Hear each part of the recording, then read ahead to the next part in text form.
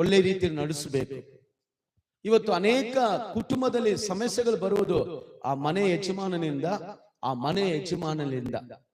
ಬರುವಂತ ಸಮಸ್ಯೆಗಳನ್ನ ನಾವು ನಿವಾರಿಸಿಕೊಂಡು ಅದನ್ನ ಕರೆಕ್ಟ್ ಆಗಿ ನಡೆಸಿಕೊಂಡು ಹೋಗಿ ದೇವರಿಗೆ ನಾನು ಮಹಿಮೆ ಕೊಡಬೇಕು, ನಮ್ಮ ಹಳ್ಳಿಯಲ್ಲಿ ದೇವರ ನಾಮ ಮಹಿಮೆ ಪಡಬೇಕು, ನನ್ನ ಕುಟುಂಬ ಮೂಲಕವಾಗಿ, ನನ್ನ ಮಕ್ಕಳ ಮೂಲಕವಾಗಿ, ನನ್ನ ಸಹೋದರ ಸಹೋದರಿಗಳ ಮೂಲಕವಾಗಿ ದೇವರಿಗೆ ಮಹಿಮೆ ಕೊಡಬೇಕಂತ ಜೀವಿಸಿದ್ರೆ ಇವತ್ತು ಅನೇಕ ಜನರು ಸಭೆಯಲ್ಲಿ ಇರ್ತಾ ಇದ್ರು.